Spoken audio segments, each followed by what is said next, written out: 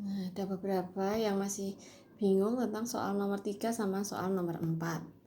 Nah, kalau kalian perhatikan kawat ini, yang ini pangkalnya ini titik-titik. Nah, artinya kawat ini yang belakang itu panjang, tidak terbatas.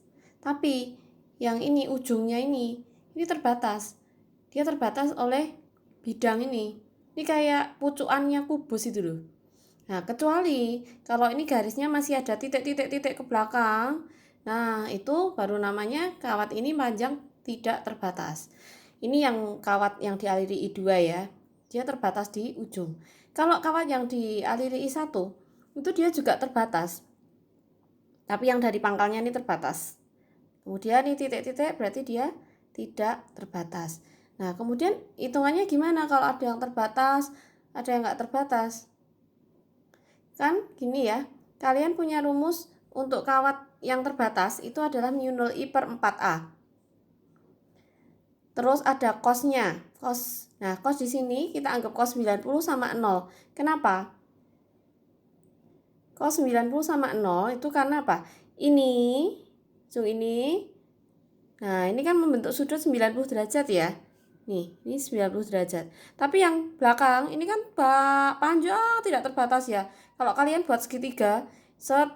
Nah, ini kan panjang, gini, panjang banget dan hampir mendekati berimpit. Makanya sudutnya 0. Ini juga. Nah, ini ke sini 90 derajat. Tapi gitu panjang tidak terbatas ini ya. Ini mendekati berimpit sudut 0 derajat. Kemudian untuk arahnya, dia kan induksi magnet di pusat sumbu atau di O. Dari I1 dulu. I1 ini mengarah ke sumbu Z, ke kita gini. Jadi jempolnya kita tuh gimana? Jempolnya ke kita, terus titik O itu kan di bawahnya. Titik O itu kan di bawahnya kawat ya. Nah, ini I-nya ke sini. Terus titik O itu di bawah kawat. Nah, jadi arah lipatan 4 tangan kita tuh ke sumbu X positif. Nah, hati-hati dengan arah lipatan tangan, jangan kebablasan melengkung, tapi kita buat nyengkok gini loh, 90 derajat gini. Nah, sekarang coba arah kawatnya yang dialiri I2. Dia ke arah kiri atau X negatif. Jempol kita juga ke arah kiri. Terus, kemana arah lipatan tangan? Nah, karena yang dilihat induksi terhadap O itu ada di bawahnya kawat, berarti lipatan tangan kita ke sini.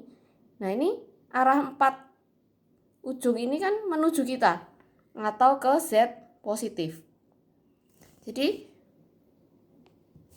arahnya medan magnet untuk B1 tadi adalah ke X positif, sedangkan arahnya B2 adalah ke Z positif. Nah, mereka B1, B2 itu membentuk sudut 90 derajat atau tegak lurus. Maka keduanya ini kita resultan. Di resultan ingat ya, resultan kalau tegak lurus tinggal B1 kuadrat tambah B2 kuadrat. Sekarang coba yang nomor 4. Nomor 4 yang dialiri I1 ini kasusnya sama. Yang kiri ini terbatas, sudutnya 90. Yang kanan ini tidak terbatas, sudutnya 0 derajat. Jadi kita pakai rumus B sama dengan mu 0 I per 4 pi A. Dengan sudutnya yang satu 0, yang satu 90. Kemudian dihitung. Kemudian yang kawat kedua itu bentuknya adalah seperempat lingkaran.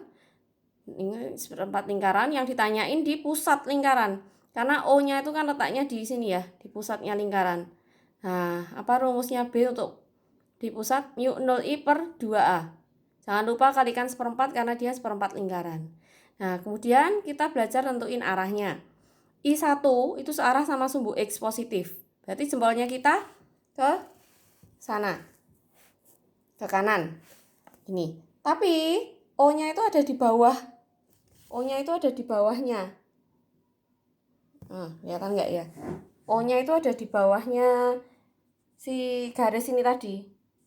Jadi tuh tempat tangan kita tuh masuk ke bidang atau istilahnya B1-nya itu adalah menuju sumbu Z negatif. Kemudian yang I2 ini, yang melingkar ini, itu kan antara sumbu X sama Z. Itu kayak kita letakkan di lantai gitu loh. Nah, ini lingkarannya kayak gini. Jadi kayak tangan kita melengkung.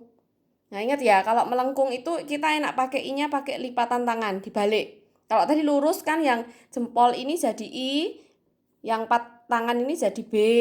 Nah, kalau melengkung kayak gini, nah yang lipatan tangan kita ini jadi I-nya. Nah, terus jempolnya jadi B-nya. Nah, ini kan arahnya gini. Nah, ini tangannya kita gini, jempolnya turun ke bawah. Berarti dia arahnya ke Y negatif.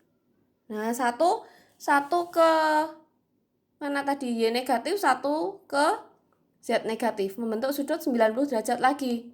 Kita resultan lagi. Seperti itu, semoga jelas dengan penjelasan ini.